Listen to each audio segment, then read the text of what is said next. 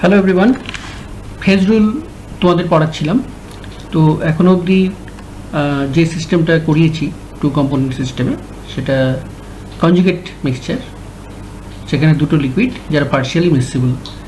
এবারে এমন একটা সিস্টেম নিয়ে আমরা আলোচনা শুরু করব যেখানে লিকুইডগুলো কমপ্লিটলি মিক্সিবল হয়।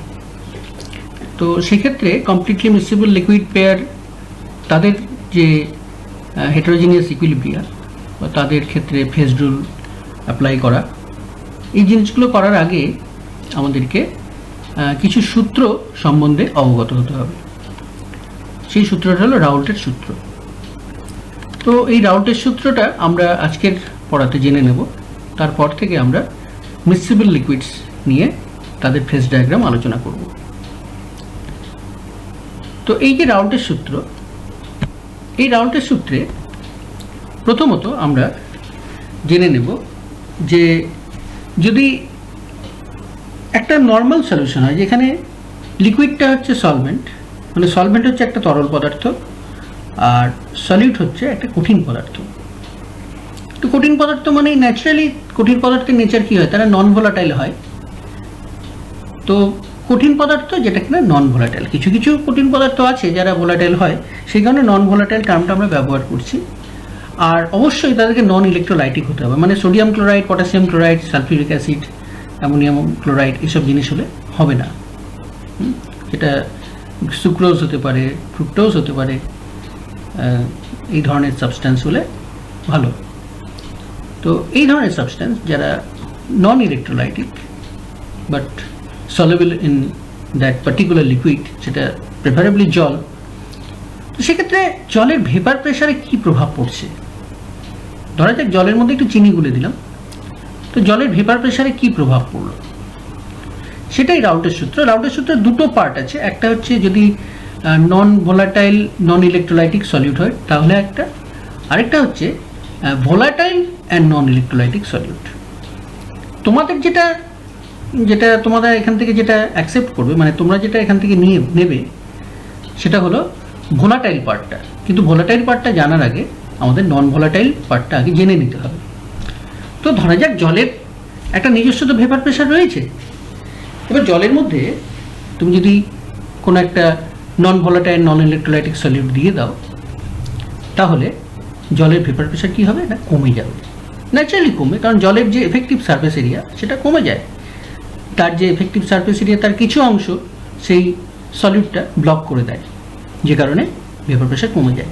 তো তাদের তো একটা ম্যাথমেটিক্যাল রিলেশনশিপ আছে, সেই ম্যাথমেটিক্যাল রিলেশনশিপটাই হলো রাউল্টের সূত্র। কি বলছে রাউল্টের সূত্রে আমরা একবার দেখে নিই। The vapour pressure P1 over an ideal solution. আচ্ছা, এখানে একটা জিনিস বলার আছে, সলিউশনটা কিন্তু আইডিয়াল হতে হবে। আমরা যেটা নিয়ে ডিল করবো সেটা কিন্তু নন আইডিয়াল সলিউশন, অর্থাৎ রিয়েল সলিউশন।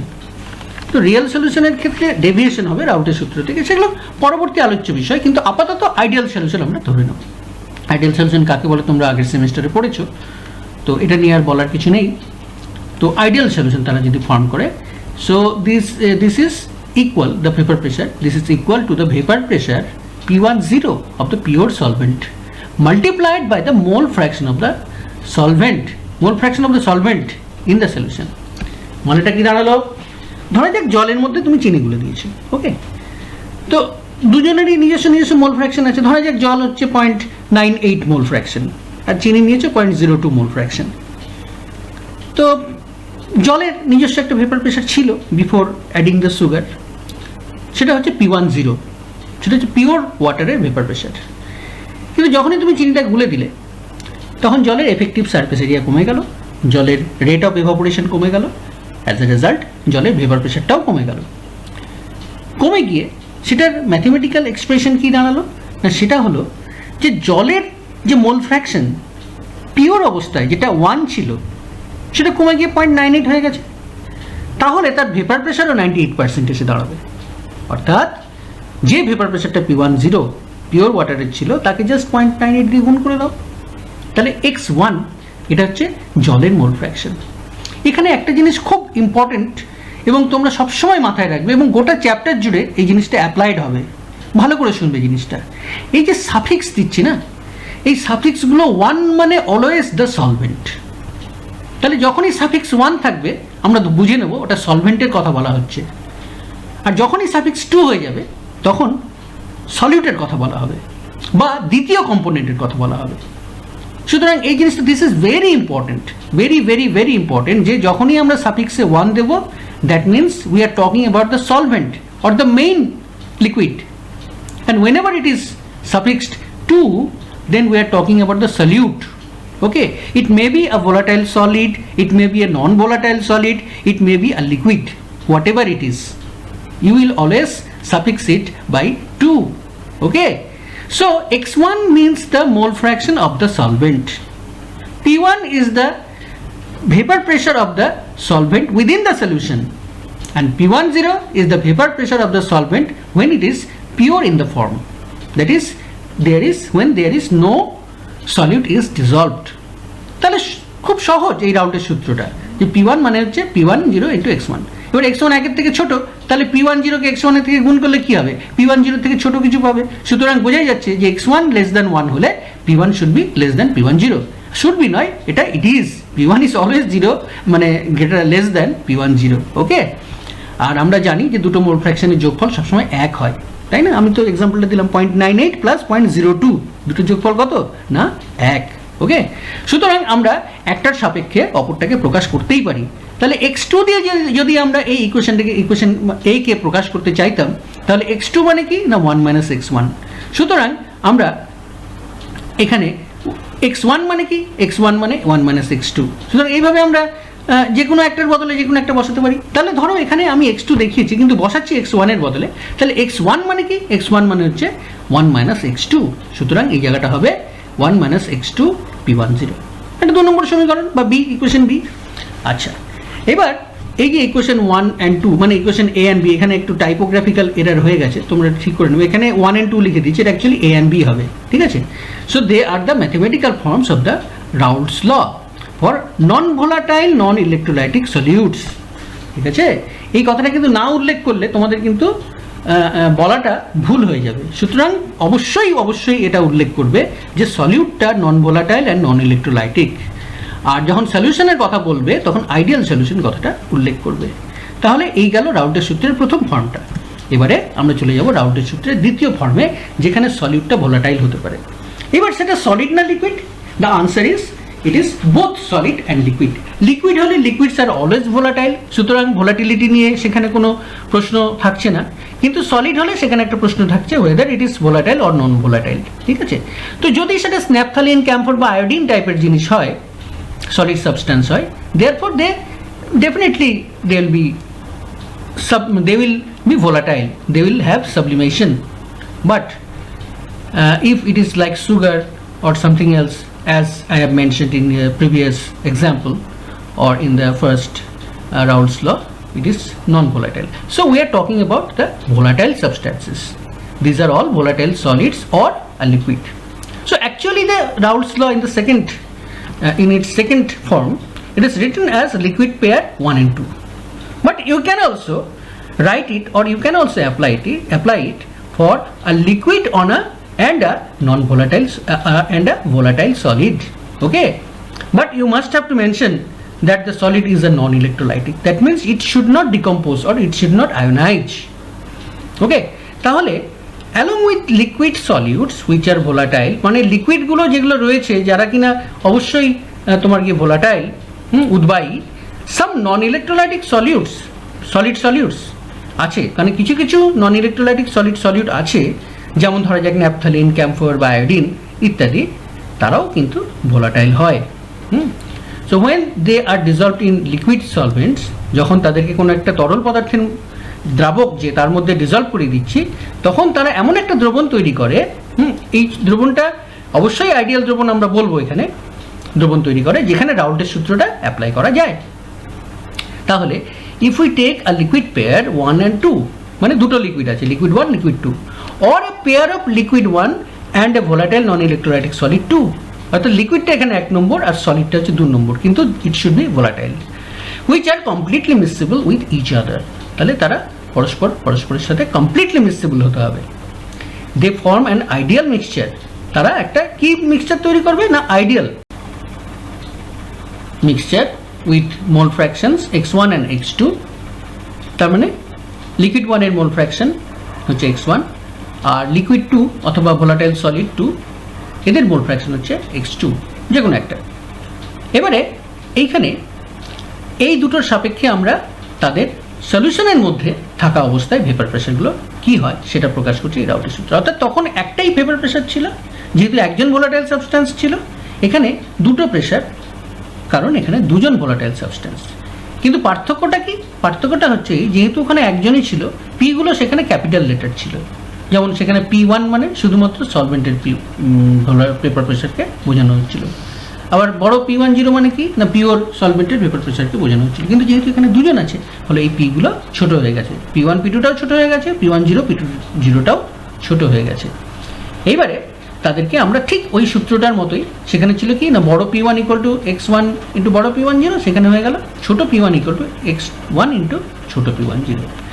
তাহলে যে দ্বিতীয় লিকুইডটা রয়েছে বা দ্বিতীয় সলিউটটা রয়েছে, সেও তো ভোলাটাইল, তারও তো নিজস্ব ভেপার প্রেশার আছে এবং তারও পিওর অবস্থায় নিজস্ব একটা ভেপার প্রেশার ছিল, সেটাও তো কমে গেল। তো সেটা তার মোল ফ্র্যাকশনের সাথে গুণ করে দেবো।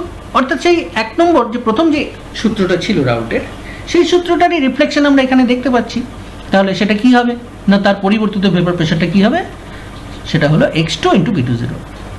এবারে সেই ইকুয়েশনে আমরা যেটা দেখতে পাচ্ছি, x1কেও আমরা x2-র সাপেক্ষে প্রকাশ করতে পারি। ভেরি সিম্পল, 1 - x2 দিয়ে হবে সেটা।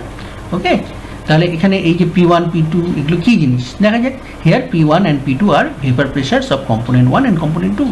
ওকে, কম্পোনেন্ট 1 মানে মেইন সলভেন্ট যেটা, কম্পোনেন্ট 2 মানে সলিউট যেটা। Okay, respectively within the mixture, যখন তারা মিক্সচারের মধ্যে থাকে তখন।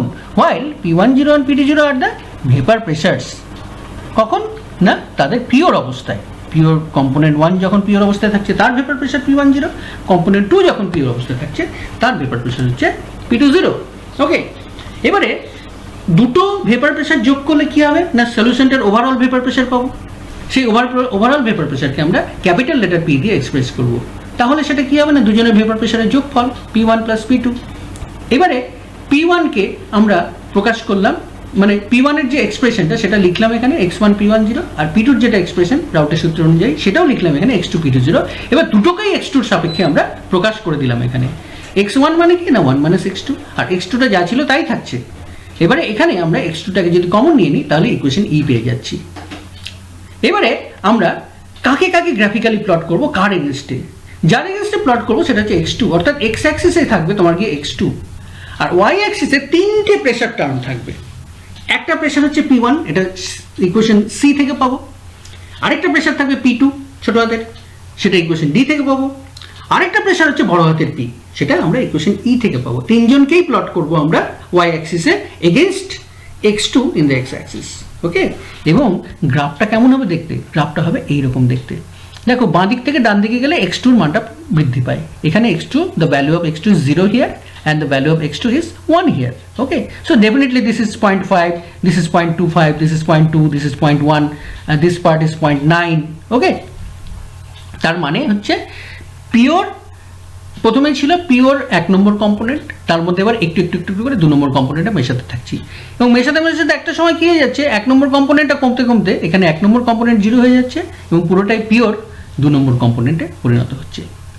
এইবারে শুধুমাত্র ইন্ডিভিজুয়ালি যদি 1 নম্বর কম্পোনেন্টের ভেপার প্রেশারটাকে আমরা প্লট করতে থাকি তাহলে কি হবে? প্রথমে তার সে পিওর অবস্থায় ছিল, তাহলে পিওর অবস্থায় তার ভেপার প্রেশার কত? P10, আর যখন সে এখানে ভ্যানিশ করে গেল তার ভেপার প্রেশার 0 হয়ে গেল। তাহলে ইন বিটুইন একটা স্ট্রেট লাইন প্লট করলে কি হবে? আমরা P1 এর পরিবর্তনটা পাবো x2 এর সাপেক্ষে। সিমিলারলি 2 নম্বর কম্পোনেন্ট প্রথমে 0 ছিল, ফলে তার ইন্ডিভিজুয়াল ভেপার প্রেশার কত ছিল? 0 ছিল। আর যখন এইখানে সে 100% হয়ে গেল, 2 নম্বর 100% আর 1 নম্বর 0%, তখন তার ভেপার প্রেশারটা কি হবে না তার পিওর অবস্থায় ভেপার প্রেশার হবে, অর্থাৎ P20 হবে। সুতরাং এখান থেকে P20 একটা ডটেড লাইন টেনে দিলাম আমি। এটা কি না তার ইন্ডিভিজুয়াল ভেপার প্রেশার। তাহলে ওভারঅল ভেপার প্রেশার কি হবে না যে কোনো জায়গাতে এই দুটো পয়েন্টের যোগফল, অর্থাৎ ধরো এই আমি দেখো ইন্ডিকেট করছি এখান থেকে ধরো P1, এখান থেকে এতটা, এই একটা লাইন নিলাম। এবার আমি আবার এখান থেকে এতটা, এটা P2, এবার এটাকে পুরোটা কেটে এর উপরে বসিয়ে দিলাম, তাহলে সেটা এখানে এসে বসে। তাহলে এই হলো তাদের যোগফলটা, ঠিক আছে, অর্থাৎ দুটো হাইটের যোগফল। এটা হচ্ছে ওভারঅল P, এবং সেটা অবশ্যই ইকুয়েশন E এর সাথে ম্যাচ করবে। ফলে এইটা হচ্ছে পি মানে ছোট p1 প্লাস ছোট p2। এই যে সলিড লাইনটা দেখতে পাচ্ছ, এটা p10 থেকে বাড়তে বাড়তে p20 এসে শেষ হবে।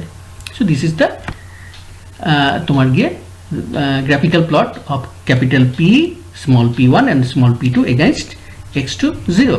এবং এখানে আমরা খেয়াল করলে দেখতে পাবো যে from equation E we can calculate when x2 equal to 0, অর্থাৎ এই জায়গাটাতে x2 যখন 0 তখন বড় p মানে ছোট p10। ন্যাচারালি তাই এখানে বড় p এবং ছোট p10 এর মানটা সেম। যখন x2 equal to 0.1 তখন কি হবে যে p1 এর 90% আর p20 মানে p10 90% আর p20 10% নেব। তাই হচ্ছে এখানে দেখো, এখানে 0.9 ইন্টু p10, 0.1 ইন্টু p20, কারণ x2 মানে তো 0.1, তাই না? x2 মানে p20 এর সাথে গুণ হবে। আর তাহলে x1 কত না 1 মাইনাস 0.1 মানে 0.9। সিমিলারলি যখন এটা 50-50 থাকবে তখন এটা তখন 50-50 হবে কি না 0.5 p10 প্লাস 0.5 p20, অথবা p10 plus p20 divided by 2, ব্যাপারটা কি? আর যখন x2 হয়ে গেল 1 তখন x1 এর কোনো অস্তিত্ব নেই, সে 0, তখন বড় p মানে ছোট p20, অর্থাৎ তখন শুধুমাত্র ভেপার প্রেশার বলতে 2 নম্বর কম্পোনেন্টের পিওর অবস্থায় ভেপার প্রেশারটাকেই বোঝাবে। তাহলে এই হলো explanation of this graphical plot. Okay, এবারে চলে আসি একটা নতুন জিনিসে, যে দেখো এখানে হেডিংটা যেটা লেখা রয়েছে সেটা হচ্ছে is the vapour composition same with the liquid composition. এই যে লিকুইড কম্পোজিশনটা দেখছো, তো পার্টিকুলার একটা প্রেশারে তার ভেপার কম্পোজিশনটাও সেম। আমি একটা এক্সাম্পল দিয়ে তোমাকে বোঝাচ্ছি। ধরা যাক 50-50 একটা কম্পোজিশন নিয়েছো, জল এবং অ্যালকোহল ধরা যাক। তো সেখানে 0.5 মোল ফ্র্যাকশন জল নিয়েছো এবং 0.5 মোল ফ্র্যাকশন অ্যালকোহল নিয়েছো। তো সেই লিকুইডের ওপর থেকে যে ভেপারটা তুমি কালেক্ট করবে, সেই ভেপারেও কি 0.5 মোল ফ্র্যাকশনের জল আর 0.5 মোল ফ্র্যাকশনের অ্যালকোহল থাকবে? The answer is no. যেটা হবে সেটা হচ্ছে যে বেশি ভোলাটাইল সে বেশি পরিমাণে থাকবে, যে কম ভোলাটাইল সে কম পরিমাণে থাকবে। আরবিট্রারিলি আমরা বলতেই পারি যে একটা হাফ মোল ফ্র্যাকশনের সলিউশন নিলে সেখানে যার ভোলাটিলিটি বেশি বা যে বেশি উদ্বায়ী পদার্থ বা যার পিওর অবস্থায় ভেপার প্রেশার বেশি, সে হয়তো 0.5 থেকে বেশি, ধরা যাক 0.6 থাকবে। তাহলে ভেপার ফেজে 1 নম্বর কম্পোনেন্ট 0.4 মোল ফ্র্যাকশন থাকবে। বোঝা গেল? তাহলে কি দাঁড়ালো? x2 is the liquid composition, definitely liquid composition এটা of the solute, and the same time say the vapor composition of the solute be Q2. তাহলে সলিউটের ভেপার লিকুইড কম্পোজিশন কি ধরলাম না x2, একই সময়ে তার ভেপারের যে কম্পোজিশন সেটাকে Q2 ধরছি। ঠিক আছে, আমরা একটু ম্যাথমেটিক্যালি দেখে নেব কী করে Q2 is greater than x2 always হয়। দেন Q2 will have the following expression। Q2 মানে কি হবে না, দেখো তার পার্শিয়াল ভেপার প্রেশার P2 আর ওভারঅল ভেপার প্রেশার P, তাহলে এই দুটো রেশিওটাই তো তাদের মোল fraction in the vapour phase, এবং সেটাকেই তো আমরা Q2 দিয়ে প্রকাশ করেছি। তো তাই করলাম। তাহলে মোল fraction of the second component in the vapour phase, if it is Q2, then its expression is small letter p2 by capital P. That means its individual vapor pressure within the solution divided by the overall vapor pressure of the solution. Now you have the expression of both P2 and capital P, isn't it? তো তোমার কাছে দুটোরই expression রয়েছে। ছোট p2 মানে কি, রাউটের সূত্র apply করে দাও x2 p20, আর বড় p মানে কি, আমরা ইকুয়েশন নাম্বার থেকে পেয়েছি যে সেটা হচ্ছে p10 প্লাস এই জিনিসটা p20 minus p10 into x2, এই করে আমরা এই ইকুয়েশনটা পেলাম। ঠিক আছে, এবার এই যে x যে সমীকরণটা, এই সমীকরণটা থেকে আমি দেখব যে Q2-র মানটা সত্যি তোমার গিয়ে x2 এর থেকে বড় হচ্ছে কিনা। তো আরবিট্রারিলি দুটো প্রেশার আমি নিচ্ছি। ধরো যেটা লেস ভোলাটাইল সেটার ভেপার প্রেশার হচ্ছে 1 atm, আর যেটা মোর ভোলাটাইল সেটার অ্যাটমসফিয়ারিক প্রেশার হচ্ছে, তার যে পিওর অবস্থায় ভেপার প্রেশার সেটা হচ্ছে 1.2। এটা কিন্তু ধরছি আমি, জাস্ট আরবিট্রারিলি এটাকে ধরছি। তাহলে কি দাঁড়াচ্ছে? তাহলে যেটা দাঁড়াবে যে এদেরকে আমি বিভিন্ন x2 এর ভ্যালু নিচ্ছি। তাহলে এটা 1-এ, এটা 1.2-তে ফিক্সড হয়ে গেল, আর p10টা 1-এ ফিক্সড হয়ে গেল। এই অবস্থায় x2-র কোন কোন ভ্যালুতে কি হয় সেটা আমরা দেখব। যে x2-র ভ্যালু যদি 0 হয়, তুমি ক্যালকুলেটর নিয়ে বা এমনি জাস্ট কাগজে কলমে হিসেব করে দেখো, Q2-র ভ্যালু 0ই হবে, হবে না? কারণ ওপরে 0 আর নিচে যাই থাক না কেন পুরোটাই 0। এবারে আমরা চলে আসি ডান দিকে, অর্থাৎ x2 এর ভ্যালুটা এক্সট্রিম হাইয়েস্ট 1 বসিয়ে দিই। তাহলে এখানে যদি 1 বসাই তাহলে P20 ডিভাইডেড বাই P10 একটা মান আছে। এবার এই দুটো ডিফারেন্স ইন্টু 1, তার মানে কি দেখো, এটা যদি 1.2 ATM হয় তাহলে এটা 1.2, এটা যদি 1 ATM হয় তাহলে এটা 1, তাদের ডিফারেন্স কত না 0.2, 1.2 থেকে 1 বাদ দিলে। আর x2 হচ্ছে 1, তাহলে 1 ইন্টু 0.2 মানে 0.2, তাহলে 1 প্লাস 0.2 মানে 1.2, ওপরে কত ছিল 1.2, নিচেও 1.2, তার মানেটা কি দাঁড়ালো Q2 সমান সমান 1। তার মানে যখন কেবলমাত্র x2টা 0 অথবা 1 হয় তখনই x2 আর Q2টা সমান সমান হয়। আদারওয়াইজ তুমি P20 আরবিট্রারিলি 1.2 ATM এবং P10 আরবিট্রারিলি 1 ATM ফিক্স করে দিয়ে এদের বিভিন্ন মানগুলো বসাও x2 এর, একবার 0.1 বসাও, একবার 0.5 বসাও, একবার 0.9 বসাও, প্রত্যেকবার দেখবে যে Q2 এর মানটা কিন্তু তার থেকে বেশি হচ্ছে। সুতরাং x2 সমান সমান Q2 হবে only when x2 সমান সমান 0 অথবা 1, otherwise Q2 would be greater than x2। এইবারে চলে আসছি টোটাল প্রেসার যেটা দাঁড়ালো of the liquid composition. Okay, তো total pressure of the liquid কম্পোজিশনটাকে আমরা কিভাবে এক্সপ্রেস করব? ইকুয়েশন ই দিয়ে আমরা এইভাবে এক্সপ্রেস করতে পারি total pressure of the liquid composition. Okay, কারণ দেখো মানে লিকুইড কম্পোজিশনের এগেনস্টে টোটাল প্রেসারটা কত হচ্ছে, মানে x2 এর রেসপেক্টে টোটাল প্রেসারটা কত হচ্ছে, ঠিক আছে? তো এইখানে আমরা পি এর ভ্যালুটা আমার লাগবে, কারণ এই যে টেবিলটা আমি এখানে তৈরি করেছি না, এই যে টেবিলটা আগের স্লাইডে, এখানে একটা টোটাল প্রেসারও আমার লাগবে, সেই কারণে আমি পি এর মানটা বের করছি, ঠিক আছে? তো সেটা P10 1 এবং P20 1.2 ধরেই করব এবং x2 এর বিভিন্ন মানগুলো বসালাম, x2 এর মান 0 বসালাম, 1 বসালাম, 0 বসালে 1ই হবে আর 1 বসালে 1.2 হবে, তোমরা এখানে মিলিয়ে নিতে পারো। কিন্তু খেয়াল করে দেখবে যে 0.1 বসালে 1.02 হবে, 0.5 বসালে 1.10 হবে আর 0.9 বসালে 1.18 হবে। তাহলে আগের টেবিলটা আর এই টেবিলটাকে মার্জ করে দিই, তাই না? মার্জ করে দিলে আমরা এই টেবিলটা পাবো। এই যে টেবিলটা আমরা পাচ্ছি এখানে, তাহলে x2, P2 এবং টোটাল প্রেসার এই তিনটে জিনিসকে প্লট করছি। x2 মানে কি লিকুইডের মোল ফ্র্যাকশন, Q2 মানে ভেপারের মোল ফ্র্যাকশন আর P মানে টোটাল প্রেসার। 0 0 1 ATM, এখানে 1 1 1.2 ATM এবং ইন বিটুইন যে ভ্যালুগুলো টোটাল প্রেসার আর এগুলো হচ্ছে ভেপারের মোল ফ্র্যাকশন 0.118 কার না 2 নম্বর সাবস্টেন্স, কারণ এখানে দেখো সাফিক্সে 2 আছে। এটা কি না mole fraction in the liquid phase, কার না 2 নম্বর কম্পোনেন্ট, কারণ এখানে দেখো সাবস্টেন্সে 2 আছে। Okay, so the vapour composition curve is always found to be below the liquid composition curve, কারণ দেখো Q2 এর মান যদি x2 থেকে বেশি হয় তাহলে একটা পার্টিকুলার প্রেসারে তার থেকে ডান দিকে অবস্থান করবে, ডান দিকে অবস্থান করলে সে তো এর তলায় চলে যাবে ন্যাচারালি, তাই না? So it is obvious that the more volatile liquid will be richer in vapour phase, অর্থাৎ যেটা কিনা বেশি ভোলাটাইল তার পরিমাণটাই ভেপার ফেজে বেশি হবে। আমি আবার বলছি এক্সাম্পলটা, না আমরা ধরো 50-50 একটা লিকুইড কম্পোজিশন নিয়েছিলাম, সেখানে ভেপার কম্পোজিশনটা কিন্তু 60-40 হবে। কার 60 হবে না যে বেশি ভোলাটাইল তার 60 হবে, কার 40 হবে না যে লেস ভোলাটাইল তার 40 হবে। এটা আরবিট্রারিলি একটা এক্সাম্পল দিয়ে তোমাদের জিনিসটা বলার চেষ্টা করছি। তো এইখানে দেখো এই যে 0.1, এখানে দেখো একটা অ্যারো উঠছে, মানে কি 0.1 মোল ফ্র্যাকশনে তার লিকুইড কম্পোজিশন, ঠিক আছে? লিকুইড কম্পোজিশন হচ্ছে 0.1 মোল ফ্র্যাকশন, তাহলে তার ভেপার কম্পোজিশন কত হবে না তার থেকে একটু বেশি হবে 0.118। তাহলে কি হলো দেখো, এই অ্যারোটা এই উঠলো, এই টোটাল প্রেসারকে টাচ করলো, করে এবার ডান দিকে সরে গেল, কারণ তার পরিমাণটা বেশি, ফলে ডান দিকেই থাকবে, ডান দিকে সরে গিয়ে 0.118 হয়ে গেল। সেই প্রেসারটা কত না 1.02। তাহলে 1.02 বলতে কোনটা বোঝাচ্ছে? এই যে নীল একটা স্ট্রেট লাইন দেখতে পাচ্ছ, দুদিকে ওয়াই অ্যাক্সিসকে কাট করছে, এটারই মান হচ্ছে 1.02, অর্থাৎ এটা কি না total vapour pressure of the overall solution বা overall vapour pressure of the solution. এই যে নীল লাইনটা যেটা সেটা, সেইখানে একজনের মোল ফ্র্যাকশন হচ্ছে লিকুইড কম্পোজিশনের মোল ফ্র্যাকশন 2 নম্বর কম্পোনেন্টের 1, আর 2 নম্বর কম্পোনেন্টের ভেপার মোল ফ্র্যাকশন হচ্ছে 0.118। বুঝা গেল? এবার ধরো আমি 0.5-এ চলে যাচ্ছি, মানে লিকুইডটা 0.5, মানে লিকুইডের এখান থেকে উঠে এখানে শেষ হবে। লিকুইডের 0.5 এই জায়গাটা, কিন্তু ভেপারের তো 0.5 নয়, সেটা 0.545, তার মানে একটু বেশি হবে। তাহলে এই লাইন বরাবর সে এখানে আসবে, কারণ সেটা আমরা এখন 1.10 টোটাল প্রেশারে আছি।